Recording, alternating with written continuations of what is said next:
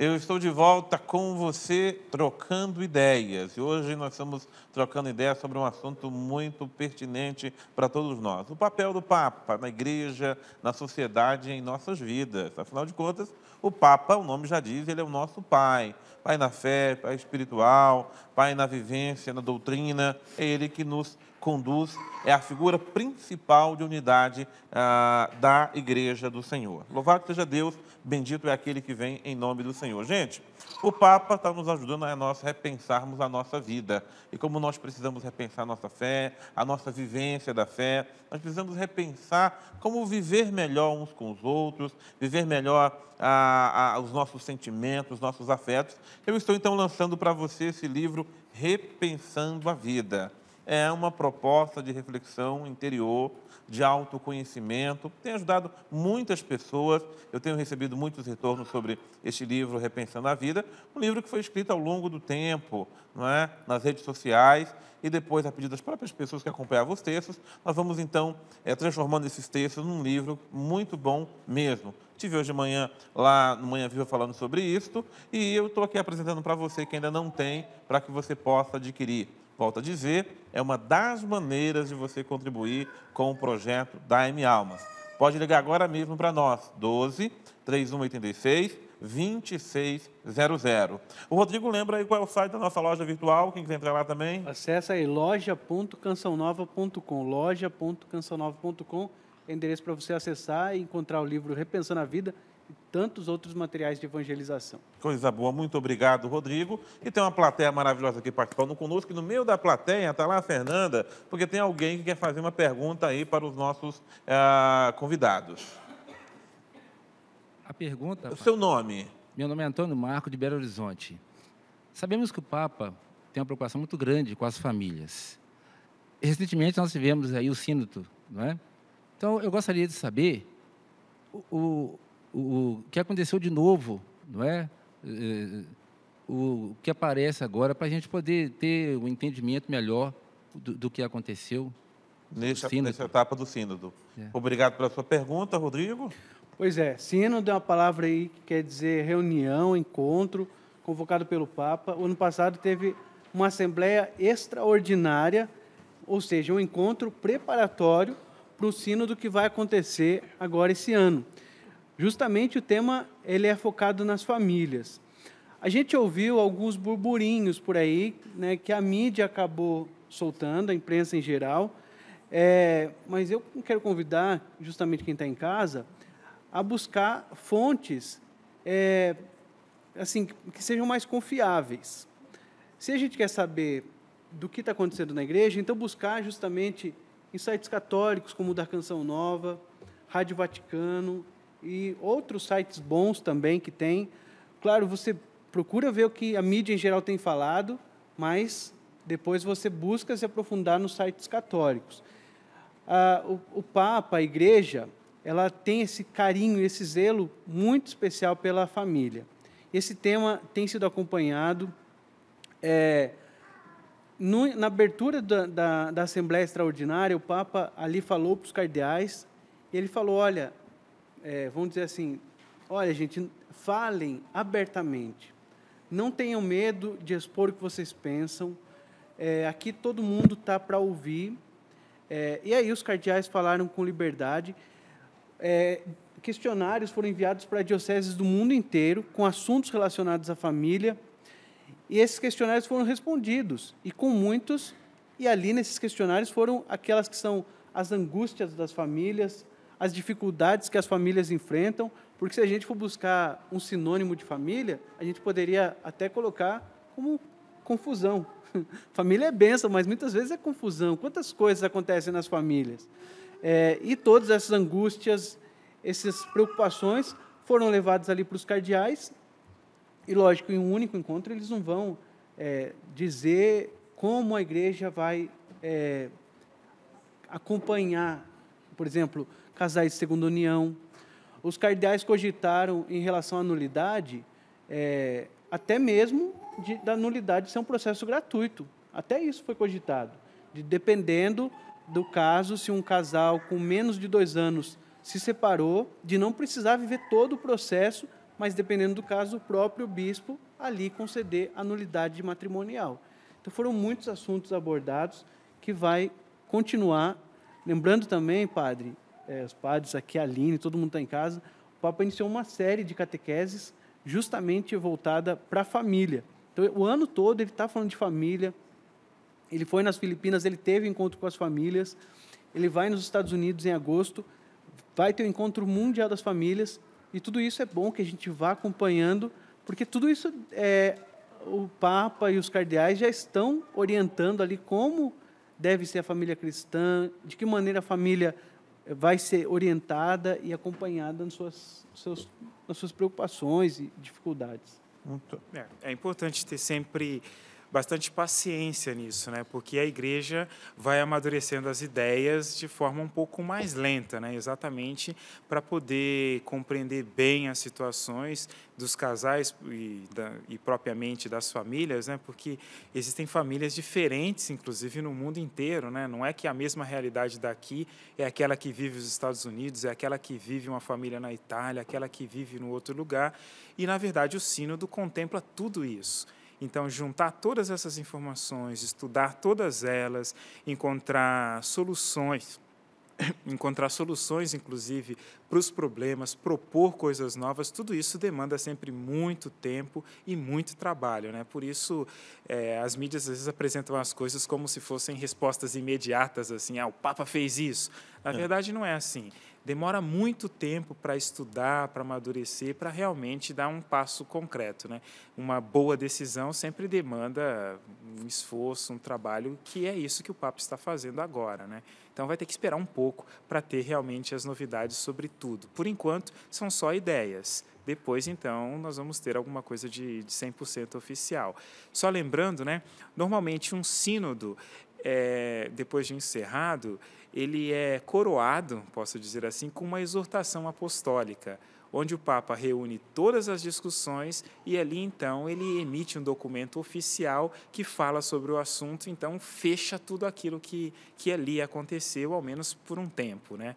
E enquanto isso não sai, né, enquanto não sai uma decisão assim, nós temos muitas especulações, isso é uma coisa normal, e por isso a gente deve dar, inclusive, pouca credibilidade a informações que não sejam, assim, oficiais mesmo, demonstradas, né? Muito obrigado a vocês. O Rodrigo mencionou que o Papa estará nos Estados Unidos. Eu já quero convidar você, de repente, a pensar na ideia. Tá? Na segunda quinzena de setembro, nós temos, então, o Encontro Mundial das Famílias com o Papa Francisco, lá na Filadélfia, nos Estados Unidos. Assim como tivemos aqui no Rio de Janeiro o Encontro Mundial com os jovens, nós teremos, então, o Encontro Mundial com as famílias. Quem sabe você, sua família, não vá a esse encontro com o Papa Francisco. Obra de Maria e Canção Nova estão fazendo uma parceria maravilhosa para levarmos o máximo possível de famílias brasileiras para esse encontro, que, na verdade, é um revigoramento espiritual para as nossas casas e para as nossas famílias.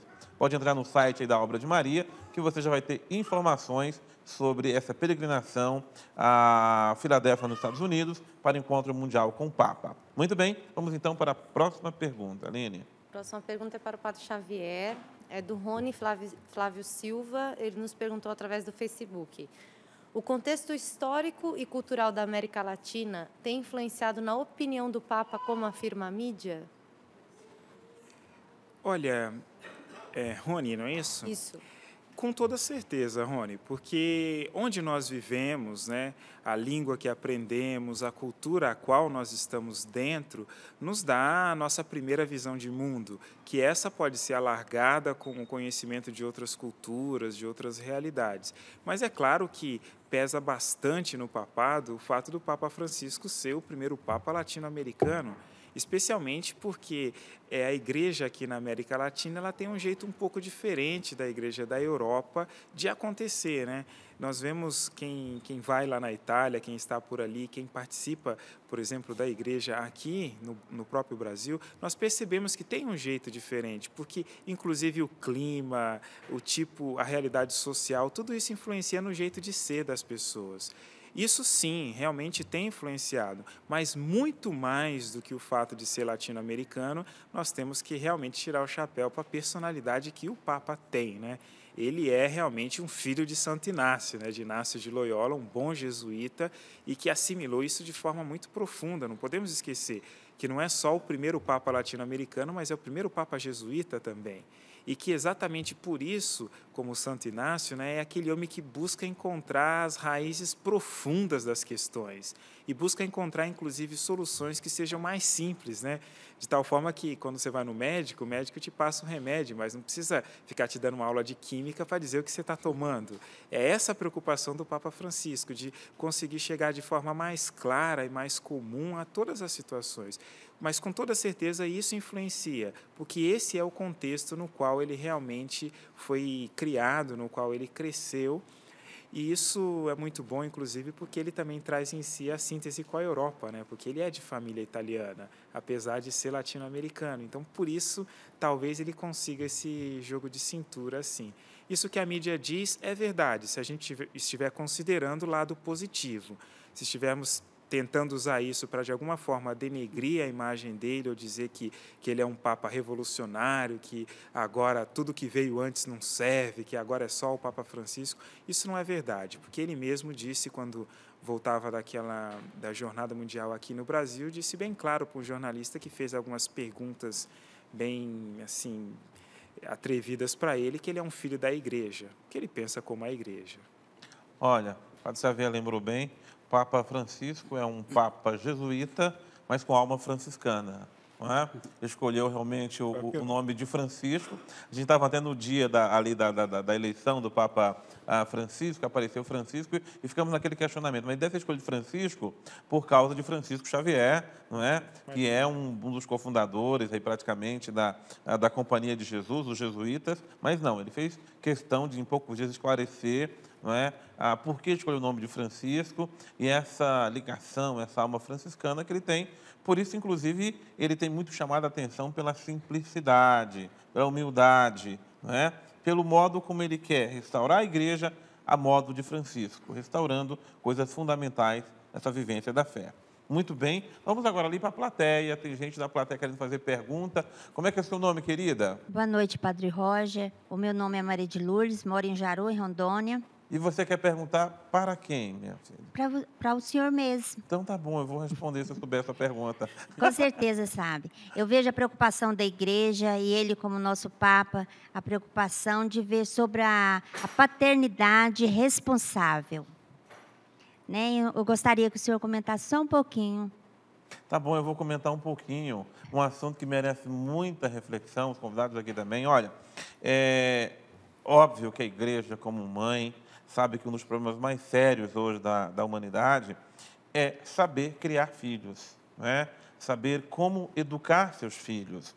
Educar filhos nos dias de hoje não é como há 10, há 20 ou há 30 anos. O mundo evoluiu em coisas positivas, mas em coisas negativas também. A globalização tem os seus valores, mas também tem os seus prejuízos. Então, o Papa hoje está nos lembrando que não basta nós hoje termos filhos. Nós temos que ter os meios de criar esses filhos, seja economicamente falando, mas seja, sobretudo, dando valores para esses filhos, não é? Então, a preocupação da igreja, você pode ter 1 ou você pode ter 10 filhos, mas saiba que ter 1 ou ter 10 é assumir cada um de forma singular e única. Você só não pode ficar gerando filhos e dar para o mundo criar. Você não pode gerar filhos e pedir para que outros criem. Antigamente era mais fácil, até porque a gente tinha uma cultura rural, a maioria de nós, os nossos pais moraram ali no campo. Mas hoje, nas grandes cidades, metrópoles, as mães que estão aqui sabem qual é a dificuldade que se tem para criar filhos. Então, o que o Papa está chamando a nossa atenção é para que filhos sejam pensados com amor, com carinho, com ternura e, sobretudo, também com cabeça. Não é? Então, hoje, antigamente, quando se pensava em ter filho, era ainda fácil o pai trabalhar e a mãe ficar em casa dando atenção para os filhos. Hoje, a realidade de muitas famílias é que o pai trabalha, a mãe trabalha, ainda não é suficiente que os dois ganham para poder criar o filho. Não é? E muitas vezes os filhos são criados ou pelo mundo ou pelos outros. Não é? Então, é pensar não é? A igreja, pelo contrário, quer que você tenha uma maternidade, uma paternidade de uma forma criativa, bonita, amorosa, mas que você também tenha cabeça para pensar como você tem os filhos. Alguém fala assim, mas foi Deus que mandou. Não, veja bem, Deus manda, mas quem acionou a máquina para ter filho foi você. Não é? Deus não manda filho assim para a pessoa sem ela ter a iniciativa para ter filhos, tá certo? Então, nessa hora, é muito importante que a gente tenha realmente essa visão de maternidade e paternidade responsável. Chegou uma pergunta sobre esse assunto, Isso. não é? Eu vou querer que você passe a pergunta para ajudar a continuar a responder, então. Isso, é uma pergunta para o Rodrigo, da Daniela de Sapucaia do Sul, que está aqui na plateia. Ela pede que você comente sobre o mal-entendido na fala do Papa, comparando os filhos das famílias com coelhos. Tá ok. Obrigado, Daniela. Obrigado a todo mundo aqui da plateia que está participando com a gente também. Olha só, o filho é uma bênção. Ele está ouvindo uma criança chorando aqui. E criança é assim mesmo, né, gente? Onde está? E o Papa, ele tem falado isso nas missas. Olha, mães, se o filho estiver chorando, não tem problema. Ele até falou, filho, o choro é um canto, é uma oração. As mães, às vezes o filho está chorando de fome, pode pegar aí, amamenta seu filho na igreja mesmo, não tem problema. O Papa tem falado isso, né? E esse discurso é o seguinte, o Papa foi agora, esses dias, para as Filipinas. Lá ele teve um encontro com as famílias, e nesse encontro tinham famílias numerosas.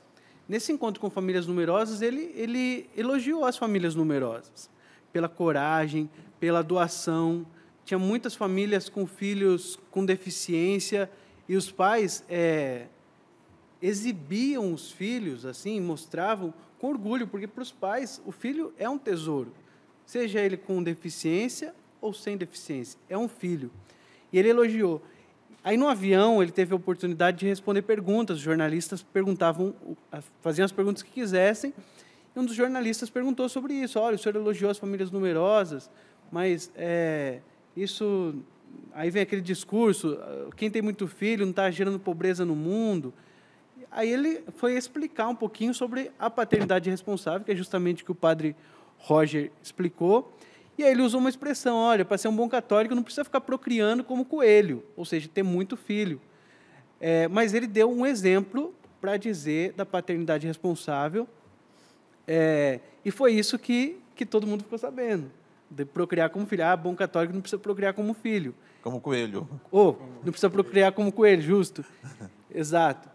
Isso ficou conhecido, mas o resto do discurso e as outras coisas que ele falou não ficaram conhecidas.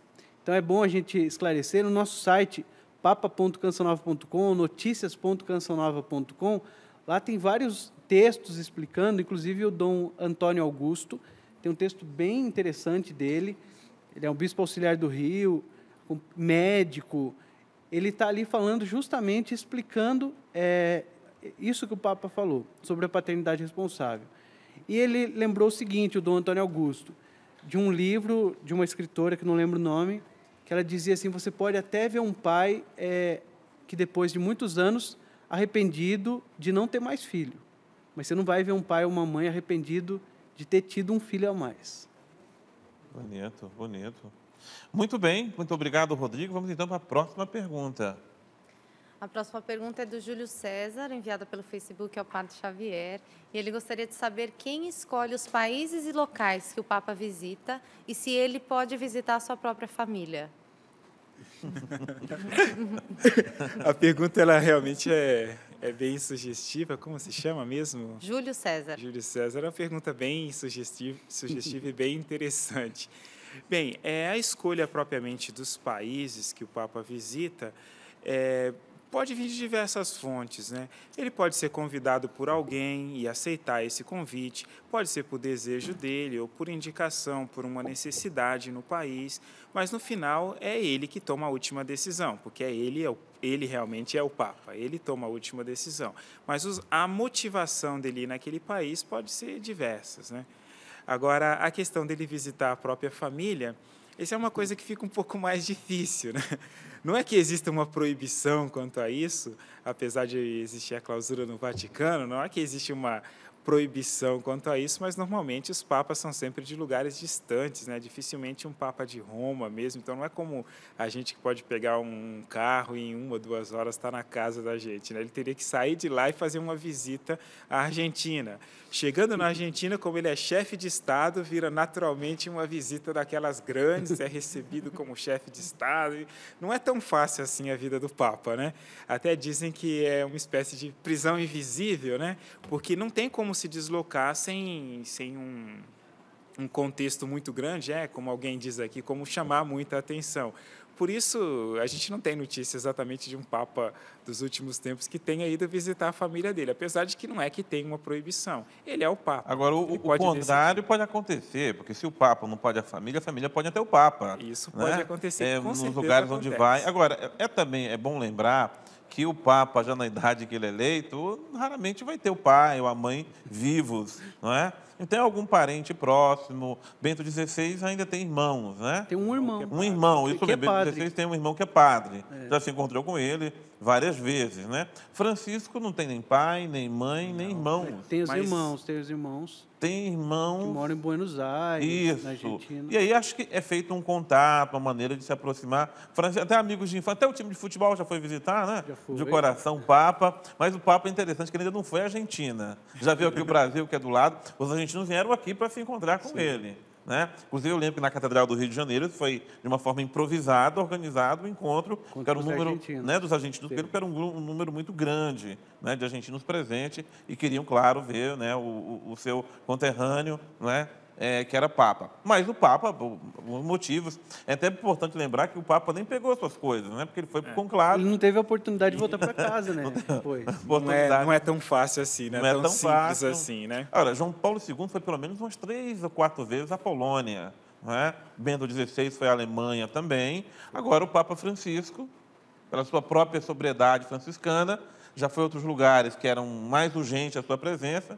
E a sua terra natal ele ainda não marcou presença. Acho que é um dos últimos papas aí que mais tem parentes, né? Porque o Bento XVI tem um irmão. Tem um irmão. O João Paulo II Foram não tinha 25 mais anos ninguém. também de pontificado, E não né? tinha mais E ninguém. não tinha mais ninguém, porque Todo ele perdeu mundo cedo o morreu. pai, a mãe, né? Contexto de Antes de ser guerra. padre, ele já tinha perdido pai, mãe, aquelas questões de guerra. Então, ele realmente, como parentes, não tinha. Né? Então, é isso Mas aí. não existe um impedimento, realmente. Não existe um impedimento assim, uma lei que o impeça de ir. Não existe isso. Mas o que existe, às vezes, é um impedimento, tipo, a gente não pode fazer coisas que o nosso tempo não permite, né? Gente, o programa chegando no final. Muito bom estar com você. Só lembrando que do dia 13 a 17 de fevereiro tem carnaval aqui na Canção Nova. É o Carnaval do Senhor Jesus, o Vem Louvar, para que a vossa igreja seja completa. Então, você não se planejou, dá tempo de se planejar. Venha para a Canção Nova, venha se alegrar, viver o carnaval mais animado, porque quem nos anima aqui é o Espírito de Deus. Não é droga, não é bebidas, não. É o Espírito de Deus que realmente vem nos animar nesse carnaval e você é o nosso convidado. Está aí o nosso site, eventos.cançonova.com, para você ter mais informações sobre o acampamento de carnaval. Agradecer nossos convidados, Padre Xavier, obrigado pela sua sabedoria nos iluminando. Não, eu que agradeço, Padre Roger, por essa oportunidade também de estar compartilhando um pouco daquilo que é fruto dos nossos estudos de tanta coisa, né? Obrigado e boa noite para todos os nossos, as pessoas que nos acompanham. Coisa boa. Rodrigo, sua experiência é maravilhosa, sua facilidade de comunicação deu um outro tom para esse programa. Muito obrigado. Que bom, Padre. Obrigado pela oportunidade, pelo convite. Espero ter contribuído. E essa conversa para mim também foi muito boa. A gente lembrou coisas boas e aprendemos juntos aqui muitas coisas também. E a nossa querida Aline Carbonari está aqui conosco e com o povo também em casa. Obrigado pela sua presença, filha querida. Eu que agradeço, Padre. Coisa boa. Gente, olha, uma noite abençoada para você que está em casa, para você que está aqui também. O programa Troncando Ideia fica aqui, mas na próxima terça-feira nós estamos de volta para conversarmos outros assuntos muito importantes e interessantes para nós. Vamos terminar o programa com uma salva de palmas ao Papa Francisco. Uma boa noite a você.